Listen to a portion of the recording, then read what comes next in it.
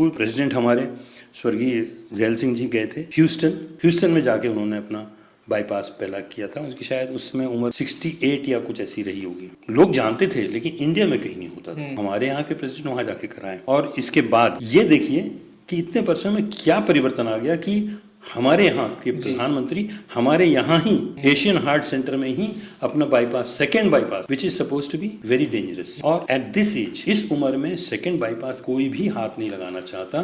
बड़े से बड़ा सर्जन डरता है, टाल देता है। लेकिन एक यहाँ पर अपनी एक शख्सियत है, उनका नाम है डॉक्टर रमाकांत पांडा। वो शायद आपके नोन में भी है वो तो। हाँ, बहुत ही डॉक्टर का इतना नाम है पूरी दुनिया में कि अगर किसी को रीडू सर्जरी, फिर से बाईपास सर्जरी करानी पड़ती है, तो डॉक्टर पांडा के रिजल्ट्स 100% नो मोर्टेलिटी है।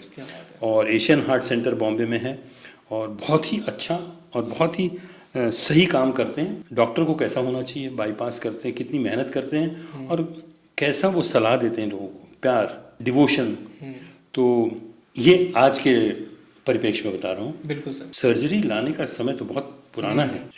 वहाँ जब सर्जरी होती थी और वहाँ से यहाँ बाईपास सर्जरी को लाने का पूरा श्रेय डॉक्टर परुलकर को है, केईएम हॉस्पिटल के हेड ऑफ डिपार्टमेंट। भाग्यवश मैं उस समय बॉम्बे हॉस्पिटल में था, केईएम में नहीं था, तो मुझे इत्तेफाक हुआ और मुझे हमारे एक सीनियर और मित्र भी डॉक्टर अशोक हिशीकर, वो भी कार्डियक सर्जन थे, वो केईएम में उसी जगह पर थे। अच्छा। जहाँ ये सर्जरी होती थी। तो डॉक्टर परुलकर हेड ऑफ डिपार्टमेंट थे। और आपको जान के आश्चर्य होगा, शायद लोगों को पता भी नहीं होगा, कि ये जो फिल्म स्टार है चंकी पांडे, जी जी, के पिताजी डॉक्टर शरद पांडे इस देश के बहुत विख्यात कार्डियक सर्जन हुए।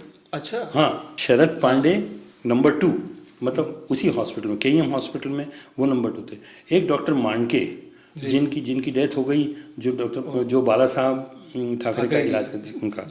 और एक जिनका नाम अभी भी आप अक्सर सुनते हैं, डॉक्टर भट्टाचार्य, हम लोग उनको डॉक्टर भट्टा बोलते थे, भट्टा बोलते थे। तो डॉक्टर भट्टाचार्य, वो टीम में जो आखिरी नाम था डॉक्टर हिशीकर का था। एक तो आज के युग के डॉक्टर पांडा और उस युग के डॉक्टर हिशीकर ने छत्तीसगढ़ का नाम कितना रोशन किया होगा।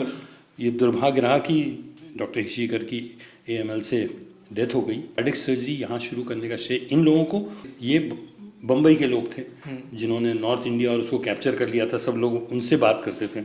साउथ में देखिए वेलोर हॉस्पिटल का बड़ा नाम था, बहुत बड़ा नाम था, लेकिन वेलोर हॉस्पिटल से लोग छोड़ के, सर्जन्स लोग जितने डॉक्टर थे, क्योंकि उस समय अपोलो हॉस्पिटल खुला, अपोलो हॉस्पिटल में आ गया और डॉक्टर चेरियन, उन्होंने वहाँ पर उसको प्रमोट किया।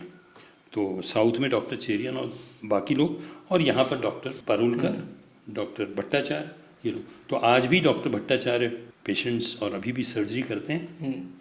और आज भी वो जिस टेक्निक से सर्जरी करते हैं डॉक्टर भट्टाचार्य, वो यही टेक्निक है जो वो सीखने गए थे। अच्छा। जब हम लोग उनसे मिले तो वो लौट के आए थे अमेरिका से, ये टेक्निक सीख के। अच्छा। कि इंटरनल मेमोरी लीमा ग्राफ्ट में कैसे लगाऊं, लीमा टू LED। तो ये ग्राफ्ट सीख के वो उस समय आए थे। और उस समय ये कोई करवाता नहीं था। जब हम लोग हॉस्पिटल में बैठ के, कैंटीन में बैठ के गप मारते थे, तो वो हमेशा कहते थे, भैया सोल्जर पेमेंट करो। तो उस समय समझ में नहीं आता था कि सोल्जर पेमेंट क्या होता है। अच्छा। तो बाद में पता लगा कि सोल्जर लोग अपना अपना पैसा देते हैं, चाय कॉफ़ी जो भी पीते हैं। तो वो सोल्जर पेमेंट के बड़े हिमायती थे।